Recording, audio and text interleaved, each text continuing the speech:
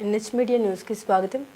నాచారంలోని Shahi export కంపెనీలో ధర్నా చేస్తున్న కార్మికులకు తెలంగాణ జాగృతి అధ్యక్షులు కల్వకుంట్ల కవిత మద్దతు.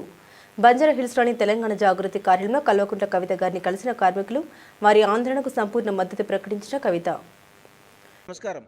ఈరోజు నాచారంలో ఉన్నటువంటి షాహీ ఎక్స్పోర్ట్స్ అండ్ ప్రైవేట్ లిమిటెడ్లో పనిచేస్తున్నటువంటి దాదాపు 2500 మంది మహిళా కార్మికులు వాళ్ళకి అన్యాయం జరుగుతుందనేసి గత 15 రోజుల నుంచి ధర్నా చేస్తున్నా కూడా దిగిరానటువంటి యాజమాన్యము, దాంతోపాటు అధికారంలో ఉన్నటువంటి కాంగ్రెస్ పార్టీ కూడా వీళ్ళ సమస్యల కోసము ఆలోచన చేయకపోవటము, సమస్యల పరిష్కారం కోసం షాహీ ఎక్స్పోర్ట్ ప్రైవేట్ లిమిటెడ్ నుంచి మహిళా కార్మికులందరూ కూడా ఈరోజు కవితక్క గారిని కలవడానికి వచ్చి వాళ్ళ సమస్యలు విన్నవించుకుంటున్నారు. జై తెలంగాణ.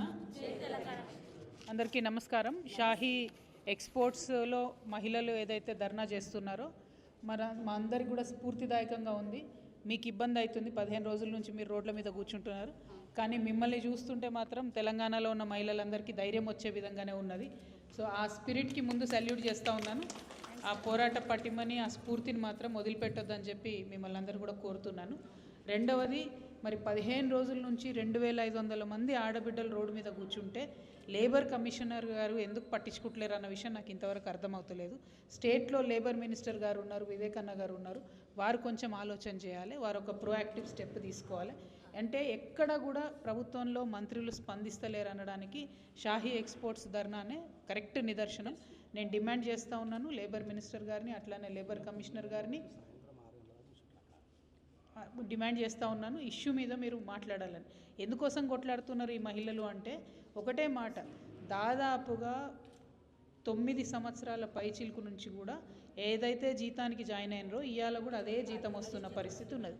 అంటే ఆ ధరలు ఆకాశాన్ని అంటిపోతున్నా కూడా కనీసం జీతభత్యాలలో మార్పు లేదు, డియర్నెస్ అలవెన్స్ లాంటిది లేదు, ఎటువంటి లేబర్ చట్టాలను కూడా అమలు చేస్తున్నటువంటి సందర్భం లేదు. ఇవన్నీ ఉన్నాయి కాబట్టి న్యాయం ఆడబిడ్డల పక్షాన ఉంది కాబట్టి వాళ్ళు ఇవాళ కొట్లాడుతూ ఉన్నారు. మేము డిమాండ్ చేస్తున్నాము, లేబర్ కమిషనర్ గారు తక్షణం వెళ్ళి చర్యలు తీసుకోవాలి. ఈ 2-3 రోజుల్లో ప్రభుత్వంలో కదలిక రాకపోతే మాత్రం జాగృతి నుండి మేమందరం కూడా వచ్చి మీ దగ్గర కూర్చుంటాం, మీకు మద్దతు ఇస్తాం. మేము రావడమే కాదు, ఇంకా అందరినీ కూడా కూడగడతాం, ప్రభుత్వం మీద ఒత్తిడి తీసుకొస్తాం. అల్టిమేట్గా ఈ మొత్తం ఏవైతే లేబర్ కోడ్ చట్టాల్లో మార్పు వచ్చిందో ఇవన్నీ కూడా మీ దగ్గర ఉన్న సంఖ్యను చూసుకుంటే మీకు న్యాయం జరగాల్సిందే. ఇప్పుడున్న లేబర్ కోడ్ చట్టాల్లో అనేక మార్పులు తెచ్చినప్పటికీ 2600 మంది అంటే పెద్ద సంఖ్య కాబట్టి మనకు న్యాయం జరగాల్సిందే. దానికోసం మేము మీ వెంట ఉండి ఖచ్చితంగా ఫైట్ చేస్తాం.